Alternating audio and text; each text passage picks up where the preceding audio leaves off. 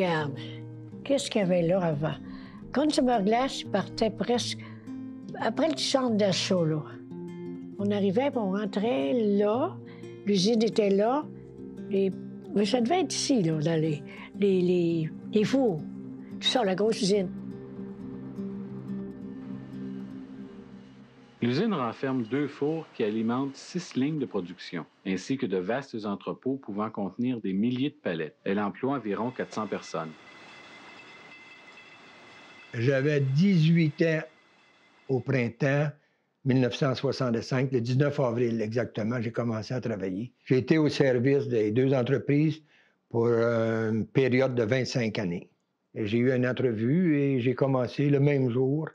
Équipe d'après-midi, 4 heures à minuit, département ACL, Association Couleur Lettrage, où on faisait les dessins et le lettrage des bouteilles de liqueur soda. Après un certain nombre d'années, je pense que c'est 7 à 8 ans, on a automatisé la décoration des bouteilles. Puis ça fait qu'on est passé d'une vingtaine à 4 opérateurs. Que je me suis inscrit en formation professionnelle et je suis devenu soudeur au département d'entretien général. J'ai commencé à travailler à Iroquois de l'As en 1966. On commençait pour la sélection qu'ils appelaient. Tu t'en sur un corroyeur, tu remontais, puis tu regardais s'il était bon, puis là, tu les mettais dans le boîte. Ça, c'était le premier job. J'ai travaillé 26 ans. Quand la compagnie a fermé en 92, ben moi, j'ai arrêté de travailler.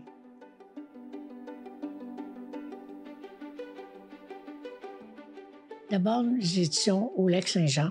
Et puis, le travail nous a emmenés ici. On m'a pris la journée même. Il manquait du personnel. J'ai commencé à faire Je prenais les bouteilles 4 par 4 à mettre ça dans les boîtes. Il y avait toutes sortes de choses. C'était assez dur. Mais j'ai fini à la qualité contrôle après tout ce que j'ai essayé.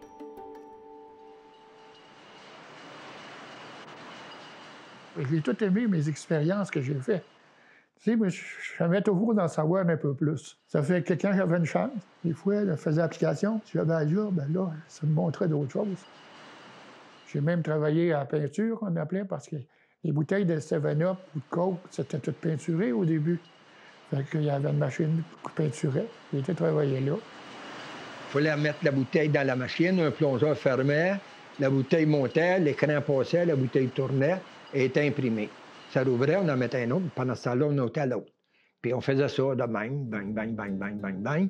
Puis on allait sur certains types de bouteilles jusqu'à 70-72 bouteilles minute.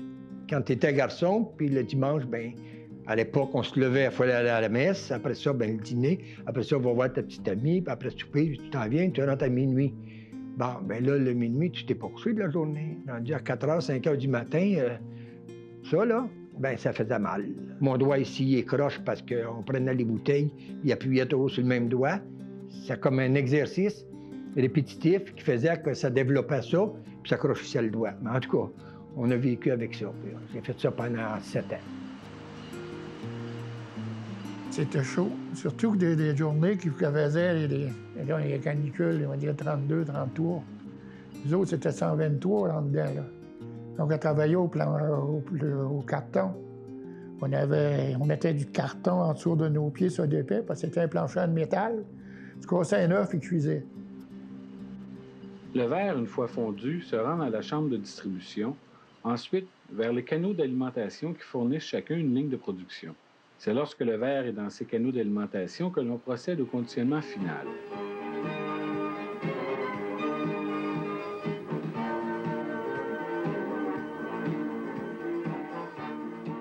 Il y avait à peu près 10-12 femmes.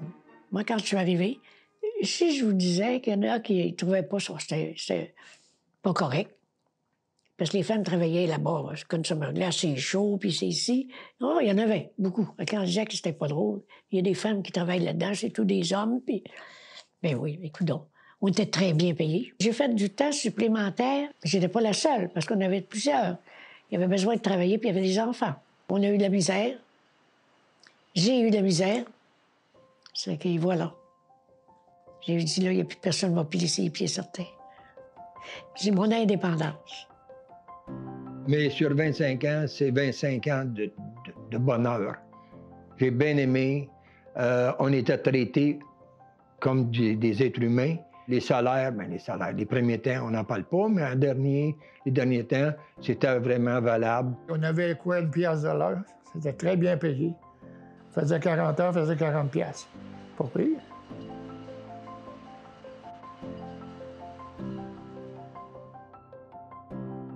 Pour moi, là, c'était comme une grande famille. Ils nous agaçaient, nous autres, on était plus vieilles. Mais c'était tous des petits jeunes, on avait du plaisir avec eux autres. Non seulement on était des confrères, des compagnons de travail, mais la majorité, on était des amis. C'était une expérience que je la referais demain matin. Aujourd'hui, vous pouvez me trouver combien de contenants qui sont en verre dans notre vie de tous les jours. Tout est devenu plastique, plastique, plastique, plastique. Aujourd'hui, il y a comme une prise de conscience parce que le plastique, c'est un fléau. Donc, on retourne graduellement vers le verre. Assez que moi, j'ai jamais acheté une canette. J'étais encore sur le verre. Mais c'est du verre, moi, ça me prend du verre.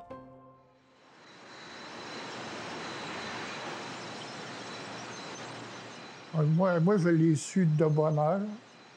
Je savais même la date que l'usine fermait parce que il fallait que je fasse des commandes pour, au carton. À un moment donné, il n'y avait plus de changement. Il n'y avait plus de carton. Fait que je lui ai dit, ouais. J'étais voir le boss, je lui ai dit, il me reste du carton pour 2 machines. Tu vas-tu runner 2 machines cette nuit? Non, ils vont fermer à soir. Moi, je me suis ennuyée quand j'ai lâché parce que ça a fermé. Je ne savais pas comment. C'était vraiment spécial. Il y en avait qui pleuraient là-dedans, pas mal.